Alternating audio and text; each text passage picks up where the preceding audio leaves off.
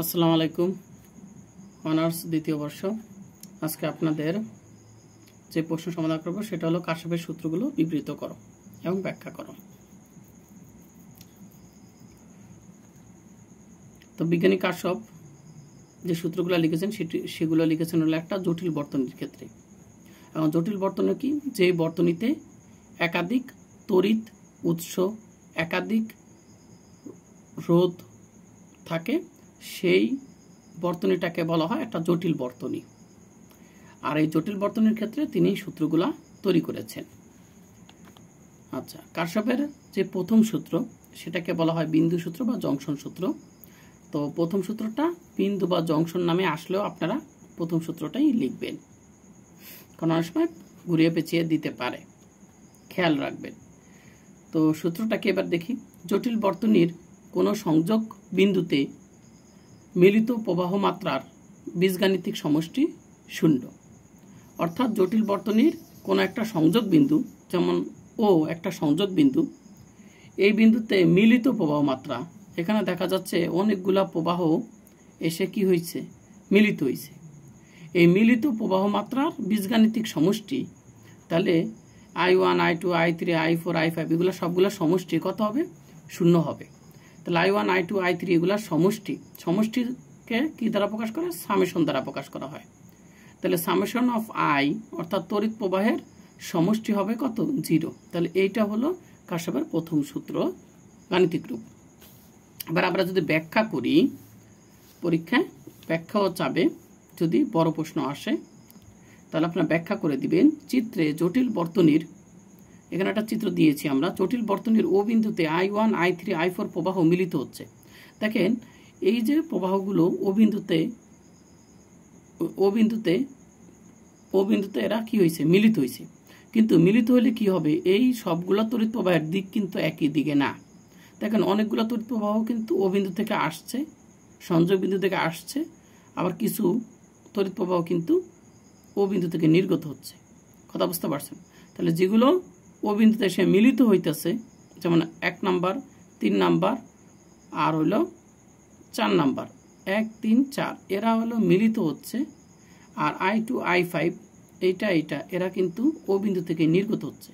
তাই মিলিত প্রবাহগুলোকে আমরা ধনাত্মক আর নির্গত প্রবাহকে আমরা ঋণাত্মক বিবেচনা করব, কারণ কি এদের দিক কিন্তু পরস্পর বিপরীত। তাহলে কাশ্যপের সূত্রানুসারে কি আমরা লিখতে পারি? এই সবগুলোর সমষ্টি কত হবে? 0 হবে। তাহলে আমি দেখেন তো কাশ্যপের সূত্রানুসারে আপনারা এটা লিখে তারপরে এখানে লিখবেন। I1 এর সাথে আমি I2 যোগ করব, এই যে যোগ করছি, I3 যোগ করছে, I4 যোগ করছে, I5 আমরা যোগ করছি, এবং সবগুলো সমষ্টি কত? 0 দিছি। এখন দেখবেন I2 এর মানের সাথে আমি কিন্তু এখানে ব্রেকেটে একটা মাইনাস চিহ্ন দিছি। এটা কেন দিছি? কারণ I2, I5 হলো নির্গত হচ্ছে, আর নির্গত প্রবাহকে আমরা কি ধরছি? ঋণাত্মক ধরেছি, এর জন্য এগুলোর সাথে মাইনাস আছে। কিন্তু আমরা সবগুলো তড়িৎ প্রবাহ কিন্তু আমরা যোগ করেছি, তাহলে প্লাস মাইনাসে মাইনাস, এটাও প্লাস মাইনাসে মাইনাস।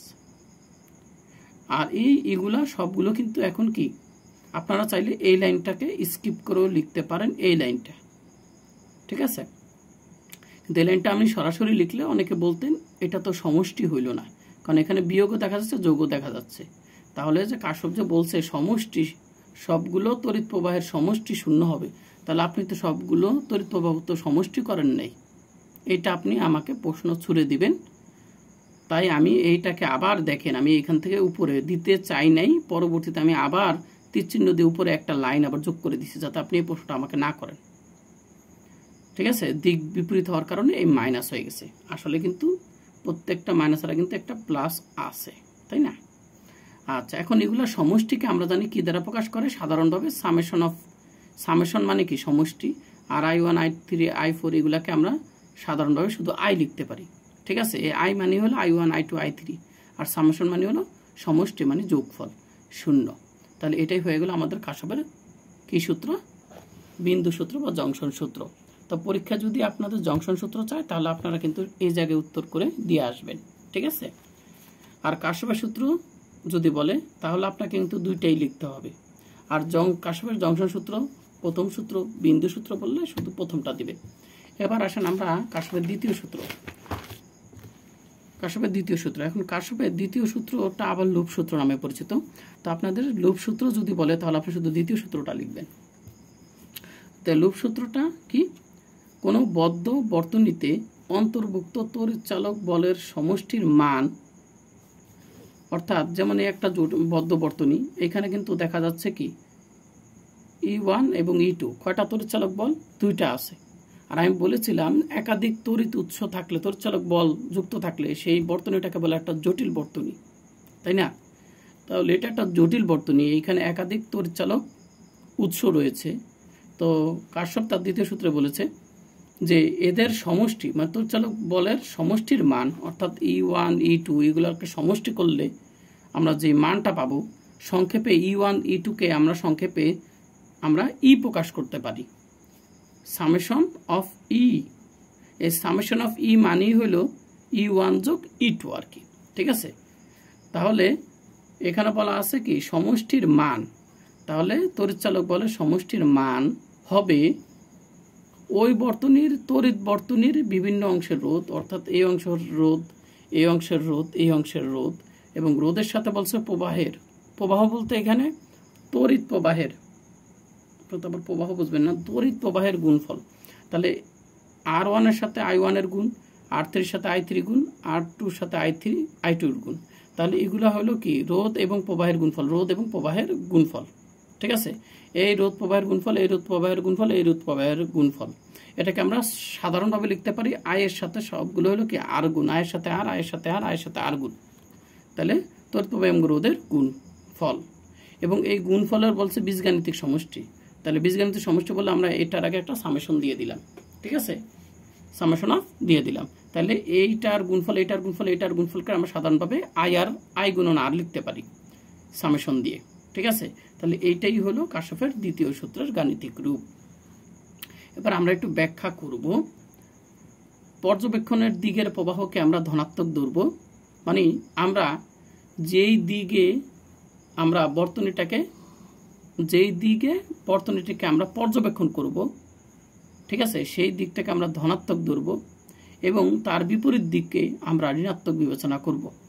তাহলে তড়িৎ প্রবাহের দিক আমরা পর্যবেক্ষণের দিকে ধনাত্মক ধরব, আর এবং পর্যবেক্ষণের বিপরীত প্রবাহকে, মানে বিপরীত দিকে যদি প্রবাহিত হয়, পর্যবেক্ষণ দিকের যদি বিপরীত দিকে প্রবাহিত হয় প্রবাহ, মানে তড়িৎ প্রবাহ, তাহলে সেটাকে সেই কারেন্টটাকে আমরা ঋণাত্মক বিবেচনা করব।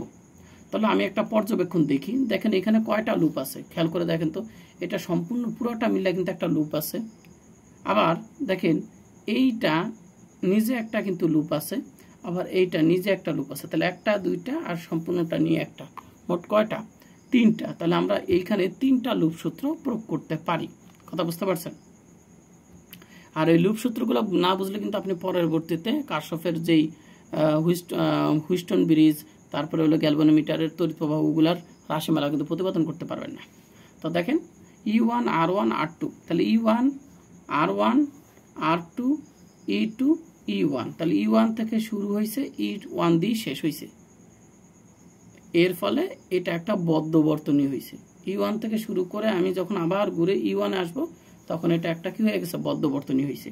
তাহলে E1 R1 R2 E2 E1, এটা একটা বদ্ধ বর্তনী, এবং এই বর্তনীতে আমরা কারশফের দ্বিতীয় সূত্র প্রয়োগ করব। তাহলে দেখেন তো E1 থেকে কারেন্টটা প্রবাহিত হইতেছে কোন দিক থেকে?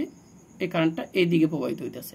আর আমরা এই যে আমরা যে পর্যবেক্ষণটা করতেছি কোন থেকে? E1 থেকে R1 এর দিকে, E1 থেকে R1 এর দিকে পর্যবেক্ষণ করতেছি। এই যে এটা কিন্তু আমাদের পর্যবেক্ষণের দিক, E1 থেকে R1, R1 থেকে R2, R2 থেকে E2, E2 থেকে E1, এটা হলো আমার পর্যবেক্ষণ দিক। এবং কারেন্টটা প্রবাহিত হচ্ছে কোন দিকে? কারেন্টটা দেখা যাচ্ছে এই দিকে প্রবাহিত হচ্ছে। তাহলে আমাদের পর্যবেক্ষণের দিক আর কারেন্ট প্রবাহের দিক একই দিকে হওয়ার কারণে এই E1টা আমাদের এখানে কিন্তু প্লাস E1 হয়েছে। এরপরে দেখেন আমি এরপরে আসার পরে আস্তে আস্তে আমি কোথায় যাব? আর কোনো তড়িৎচালক বল, এখানে একটা তড়িৎচালক বল পেলাম। এখন এই E2-র ভিতর দিয়ে যে প্রবাহিত কারেন্ট, সেই প্রবাহিত কারেন্টটা দেখা যাচ্ছে এই দিক থেকে এই দিকে প্রবাহিত হচ্ছে, কথা বুঝতে পারছেন? কিন্তু আমরা পর্যবেক্ষণ করতেছি কোন দিক থেকে? এই দিক থেকে এই দিকে। তাহলে পর্যবেক্ষণের দিক হলো এই দিকে, আর কারেন্ট I2টা প্রবাহিত হচ্ছে তার বিপরীত দিকে। এই যে E2 থেকে হলো E1 এদিকে প্রবাহিত হচ্ছে, তাই এই E2টা কি হবে? নেগেটিভ হবে। আমি যোগ করেছি, কিন্তু E1 E2 আমি যোগ করেছি, কারণ কারশফের সূত্রে বলা আছে তড়িৎচালক বলগুলো আমাকে যোগ করতে হবে। তাহলে আমি E1 E2 এই লুপের ভিতরে আমার E1 E2 যোগ করছি, কিন্তু E2 এর ভ্যালুটা কিন্তু মাইনাস হবে দিক বিপরীত হওয়ার কারণে। এরপরে বলা আছে কারশফের সূত্র অনুসারে I এবং R আমাকে গুণ করতে হবে এবং সামেশন করতে হবে, মানে যোগ করতে হবে। তাহলে দেখি এইটুকুর ভিতরে আমাদের I1 R1 কোনটা আছে? এইখানে একটা I1 R1 আছে, I1 R1 আছে। এখন দিকটা তড়িৎ প্রবাহের দিক হলো এই দিকে প্রবাহিত হচ্ছে, তাই না? আর আমরা পর্যবেক্ষণ করতেছি কিন্তু এই দিকে, তাহলে কারেন্টও প্রবাহিত হচ্ছে এই দিকে। তাই আমাদের I1টা পজিটিভ, তাই I1 R1 এর গুণফলটাও পজিটিভ হবে। এরপর আমাদের এই যে এখানে কি আছে? সামেশন আছে, তাই না? সামেশন মানে কি? যোগ। এই যে যোগ করে আমরা আরেকটা কিন্তু এইখানে পড়ছে, তড়িৎ প্রবাহ এবং রোধ পড়ছে। তাহলে I2 এর সাথে R2 কিন্তু আমি গুণ করলাম, ঠিক আছে? গুণ করে আমি কি করতে হবে? যোগ করতে হবে। এই যে সামেশন মানে যোগ করতে হবে। কিন্তু এইটার আগে এখানে মাইনাস হলো কেন? কারণ এখানে তড়িৎ প্রবাহটা হচ্ছে কোন দিকে? আমরা পর্যবেক্ষণ করতেছি এই দিকে, আর কারেন্টটা প্রবাহিত হচ্ছে তার বিপরীত দিকে। এই জন্য এই কারেন্টটা বিপরীত হওয়ার কারণে এখানে কিন্তু মাইনাস চলে আসছে। তো এটাকে আমরা সাধারণভাবে এটাকে আমরা কি লিখতে? প্লাস মাইনাসে মাইনাস, প্লাস মাইনাসে মাইনাস লিখতে পারি।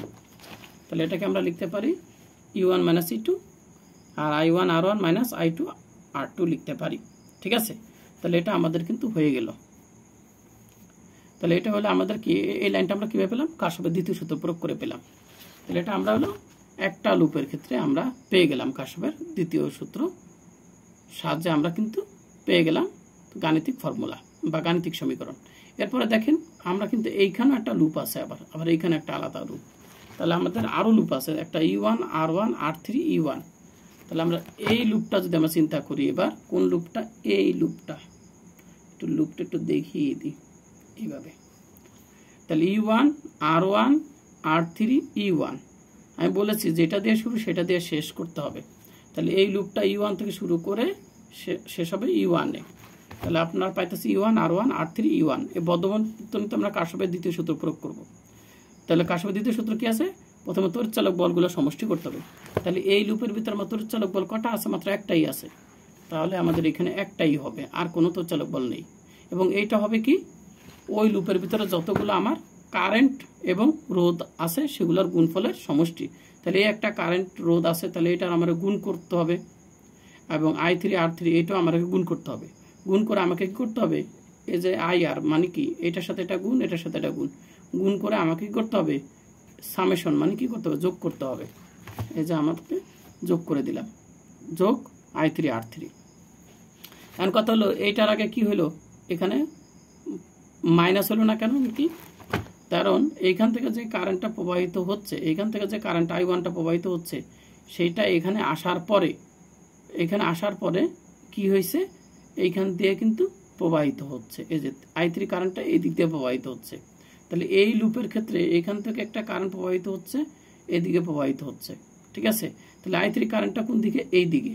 আমরা লুপটা কোন দিকে বিবেচনা করতেছি? এই দিকে। লুপটাও এই দিকে পর্যবেক্ষণ করতেছি, এবং কারেন্টটাও দেখেন, এই কারেন্টটাও এদিকে, এই কারেন্টটাও ওই লুপের দিক কি, মানে পর্যবেক্ষণের দিকেই আছে। তাই দুটাই I কিন্তু পজিটিভ আছে, এজন্য এখানে কিন্তু মাইনাস হয়নি। আবার যদি আমরা এই লুপটার কথা চিন্তা করি, এই লুপটা, তাহলে এই লুপের ক্ষেত্রে আমরা কোন সূত্র প্রয়োগ করব? E2 R2 R3 E2 পদ্যবর্তনী। তাহলে E2 থেকে, তাহলে এইটাকে আমি বলতে পারি এই লুপটা আমরা এদিক থেকে পর্যবেক্ষণ করছি, আর এটাকে আমরা এই দিক থেকে করছি, ঠিক আছে? তাহলে আমরা দেখেন E2 R2 R3 E2। তাহলে এটা হলো আমাদের একটা কি? বদ্ধ বর্তনী। এবারে কারশফের সূত্র প্রয়োগ করব। কারশফের সূত্র এখন কি? প্রথম হলো তড়িৎচালকের সমষ্টি। তো তড়িৎচালক বল আমার আছে কয়টা? এই লুপের ভিতরে আছে একটা, তাহলে আমি একটাই দিয়ে দিয়েছি E2, এবং এই E2 এর ভ্যালু হবে কি? তড়িৎ প্রবাহের গুণফলের সমষ্টির সমান। তাহলে দেখি তো আমার এই লুপের ভিতরে তড়িৎ প্রবাহ এবং রোধের গুণফলটা এইখানে একটা আছে, এইখানে একটা আছে। তাহলে এইটার দিক কোন দিকে? এইখানের কারেন্টটার দিকটা হলো কোন দিকে? এই দিকে। আর লুপের দিকটাও আমার এই দিকে। আবার এইখানে I3 R3 এইখানে একটা তড়িৎ প্রবাহ রোধ রয়েছে, এই I এর দিকটাও আমাদের দেখা যাচ্ছে এই দিকে, মানে এই দিকে প্রবাহিত হচ্ছে, কারেন্টটাও এই দিকে প্রবাহিত হচ্ছে। আর লুপের যে দিক বা পর্যবেক্ষণ সেটাও কিন্তু এই দিকে। তাহলে এই I3টাও দেখা যাচ্ছে এই আমাদের লুপ বা পর্যবেক্ষণের দিকেই হচ্ছে, তাই এইটাও আমাদের কী হবে, পজিটিভ হবে। তাই আমরা এখানে পজিটিভ দিয়েছি, বুঝতে পারছেন? তাহলে এই যে আমরা 1 নম্বর সমীকরণ পেলাম, 2 নম্বর সমীকরণ এবং 3 নম্বর সমীকরণ, এগুলো প্রত্যেকটা লাইনে আমরা পেয়েছি কিভাবে, প্রত্যেকটা লাইনে আমরা পেয়েছি হলো কার্শফের দ্বিতীয় সূত্র প্রয়োগ করে। ঠিক আছে, আলটিমেটলি এইটা হলো কি তড়িৎচালক বলের সমষ্টি, এইটাও তড়িৎচালক বলের সমষ্টি, এটাও তড়িৎচালক বলের সমষ্টি। তাহলে 1, 2, 3 সমীকরণকে আমরা সাধারণভাবে আমরা এই প্রত্যেকটাই হলো কি তড়িৎচালক বলের সমষ্টি। আর এগুলো দেখেন প্রত্যেকটা জিনিসটি হলো তড়িৎ প্রবাহ আর হলো রোধের সমষ্টি, তড়িৎ প্রবাহ রোধের সমষ্টি, তড়িৎ প্রবাহ এবং রোধের সমষ্টি। তাহলে এই সমষ্টিগুলোকে আমরা সামেশন অফ IR দিয়ে সাধারণভাবে প্রকাশ করতে পারি। তো ক্লাসটি আপনাদের কেমন লাগলো তা অবশ্যই কমেন্ট করে জানাবেন। ঠিক আছে।